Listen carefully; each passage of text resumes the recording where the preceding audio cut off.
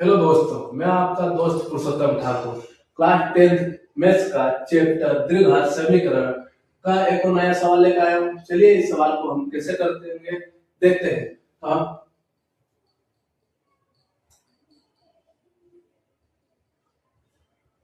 Good morning दोस्तों, मैं आपका दोस्त पुरुषोत्तम ठाकुर आपके लिए क्लास 10th मैथ्स का एक और नया सवाल लेकर आया हूँ। चलिए आइए देखेंगे यह सवाल को कैसे करना है। तो हमें क्या दिया गया है, क्वेश्चन में दो क्रमागत धनात्मक पूर्णांक ज्ञात कीजिए जिनके वर्गों का योग 365 है। हमें क्वेश्चन में क्या बोल रहा है, दो क्रमागत धनात्मक पूर्णांक। क्रमागत का मतलब होता है कि हमारे जो दो संख्या लेंगे वह कोई भी माइनस की नहीं होगी, पहली बात। दूसरी बात, क्रमागत मतलब एक के बाद एक, जैसे 3 के बाद 4 आता है, 4 के बाद 5 आता है, 5 के बाद 6 आता है, मतलब एक से बढ़कर एक। जैसे एक हमारा 3 है, एक बढ़ा 4, 4 है तो 4 बढ़ा तो 5, यह क्रमागत होता है। ठीक है, हमने माना कि हमारी एक संख्या, माना कि पहली संख्या x है हमारी, तो क्या बोल रहा है, दूसरी क्या होगी, क्रमागत। दो क्रमागत धनात्मक पूर्णांक, तो हमारी यह संख्या प्लस में है तो धनात्मक हो गई। पूर्णांक संख्या मतलब हमने एक धनात्मक पूर्णांक माना है, तो हमारा क्या होगा, दूसरा क्रमागत मतलब एक के बाद होता है, तो दूसरी संख्या बराबर x प्लस 1 होगी। पहली x तो दूसरी x प्लस 1, जैसे 4, 4 के बाद 5, 4 प्लस 1 है, तो हमारी x प्लस 1 हो गई। अभी प्रश्नानुसार देखिए क्या बोल रहा है, दो धनात्मक पूर्णांक ज्ञात कीजिए जिनके वर्गों मतलब दोनों संख्याओं का वर्ग किया जाए और उसे जोड़ा जाए तो हमें क्या प्राप्त होता है, 365 प्राप्त होता है। चलिए प्रश्नानुसार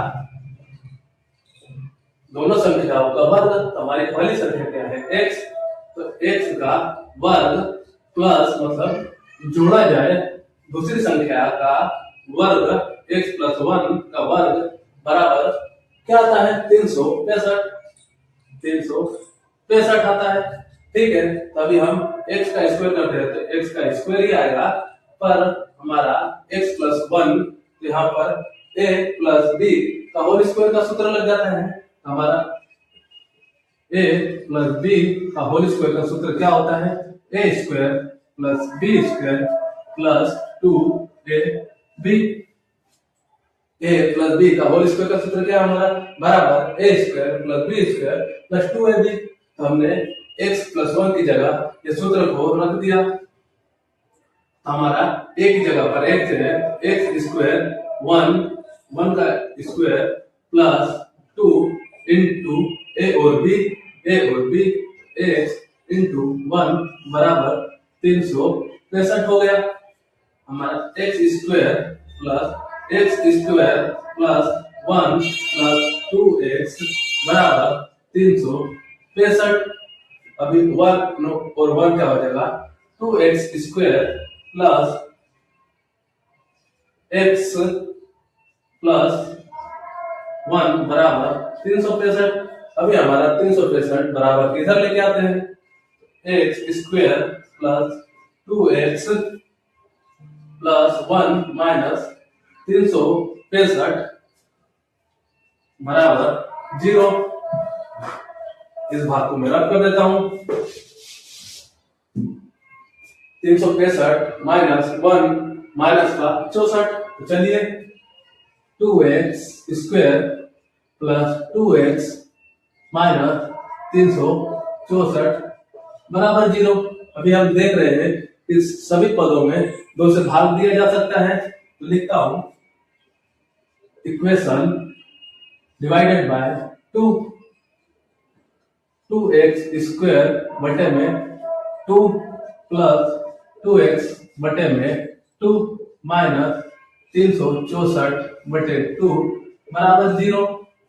2 से 2 कैंसल, 2 से 2 कैंसल, 2 से 2 कैंसल, 2 से 2 कैंसल, 2 अंदर 2, 2 एकम 2, 16, 2 8 16, 2। तो हमारा क्या इक्वेशन बनता है, x square plus x minus 182 बराबर 0।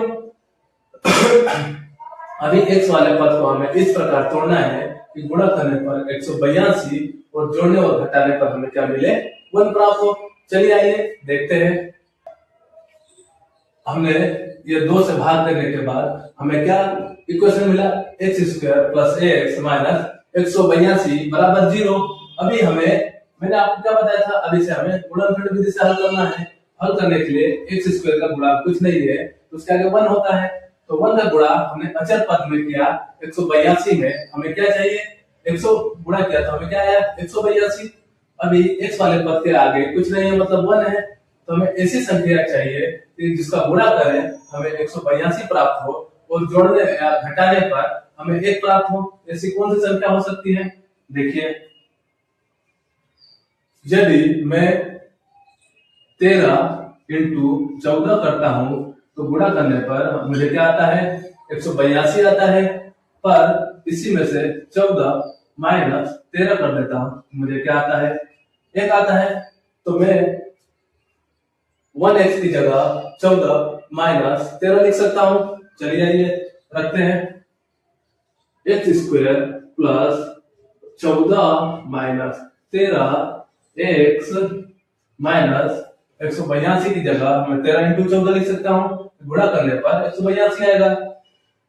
13 इंटू 14 बराबर 0। अभी क्या करते हैं, यह प्लस है, ब्रैकेट हटा देते हैं, अंदर के साइनों को चेंज नहीं करेगा, सेम रहेंगे।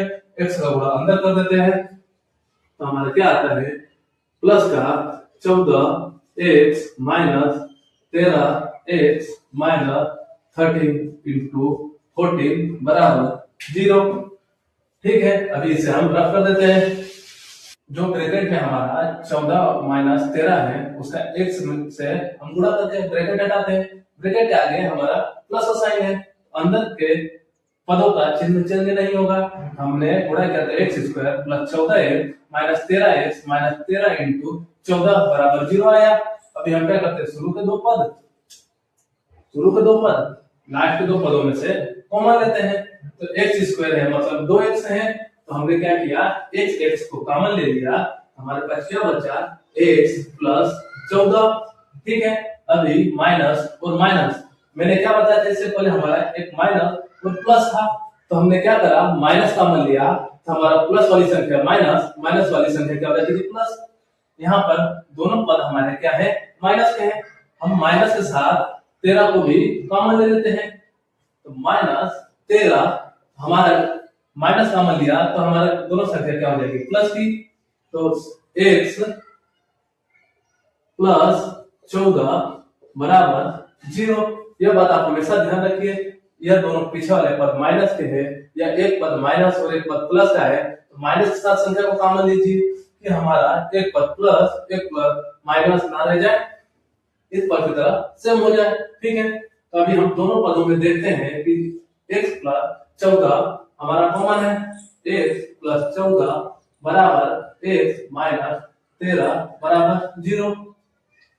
पहला पद बराबर 0, x प्लस 14 बराबर 0, x बराबर माइनस 14। हमने पहले पद को 0 के बराबर रखा, x प्लस 14 बराबर 0, x बराबर माइनस 14। अभी हम क्वेश्चन में क्या पढ़ते हैं कि जो हमारे दोनों पूर्णांक है वो धनात्मक है, धनात्मक मतलब प्लस की संख्या है, तो यह हमारा एक आंसर क्या रहा है, माइनस में, तो यह हमारा आंसर नहीं होगा। अभी दूसरा पद देखते हैं, दूसरा पद बराबर 0 क्या है, x माइनस 13, x माइनस 13 बराबर 0, 13 बराबर उधर गया, x बराबर 13 मतलब क्या हो गया हमारा x 13।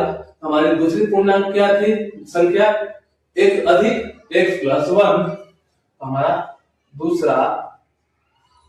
दूसरी संख्या बराबर x प्लस 1। तो हमारी दोनों संख्या क्या है, धनात्मक पूर्णांक है, पहली x हुई तो दूसरी क्या होगी, x प्लस 13। हमारा x क्या है 13, 13 प्लस 1 बराबर 14। तो हमारी दो संख्या क्या होगी क्रमागत 13 और 14, इसको मैं रख देता हूं।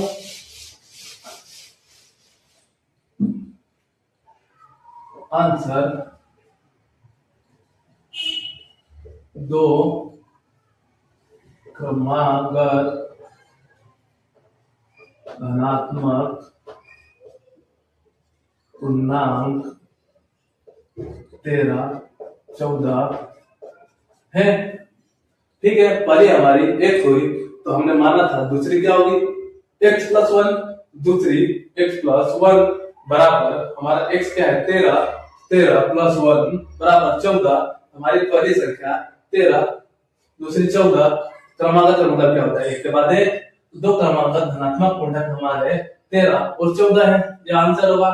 आशा है मुझे यह सवाल आपको समझ में आया होगा। धन्यवाद।